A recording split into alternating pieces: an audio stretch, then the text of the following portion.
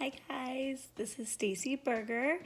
I wanted to start off by saying thank you, Jen, for asking me to do this. It makes me feel good to know that I could possibly making a difference in a positive way.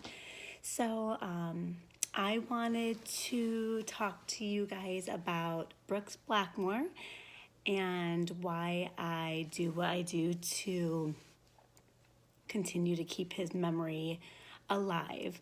The just to go back to the beginning, Tracy and I, who is Brooks's mom, Tracy and I met 15 years ago.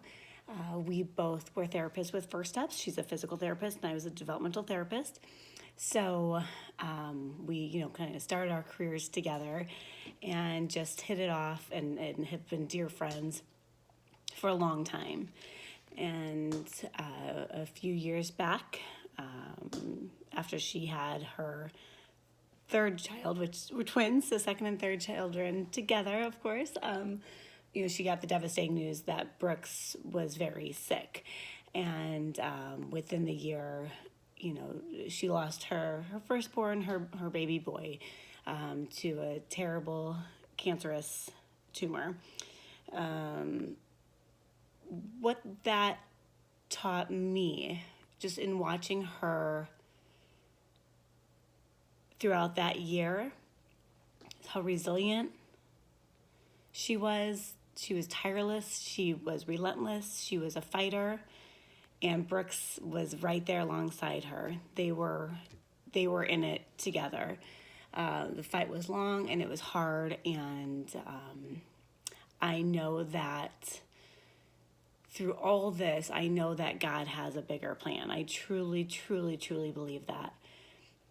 I was in awe of Tracy's faith, where I feel like any mom would be rocked to the core to lose her baby, one of her babies. I can't even imagine moving on and putting, again, one foot in front of the other.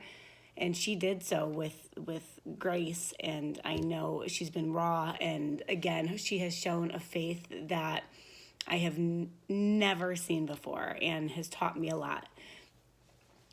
So I was thinking to myself just throughout this time, the one thing I love to do, I love running. It's always been something that's kind of kept me grounded, just kept me moving, and it's just something I enjoy. I clear my mind. So after Brooks's passing, my goal was, I had turned 40 at that time, and my goal was to run a full marathon. And at that time, I did honor Brooks with the marathon and did fundraising.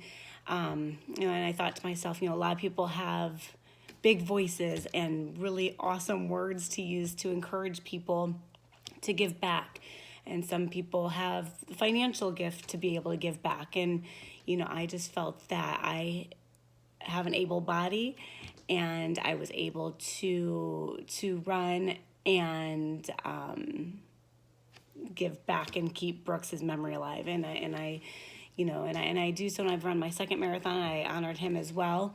I think of him often on my runs. I truly think that he gives me a strength that I've never been able to feel before. And part of me thinks that, if heaven forbid anything that tragic would ever happen in my life to one of my children, I would pray that there were people around to continue to help keep that memory alive.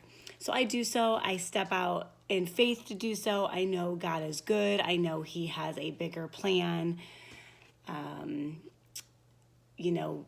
I think I know that this is something where, women encouraging women too. I truly think that if you live your life in a way to encourage and strengthen and not put down and all the good stuff, I just feel like life can be so short. And if you try to live in a God-centered life, that's the best way to do it. We've all failed, and we're human. We've made mistakes, me included, but I really do try to every day be better and do better.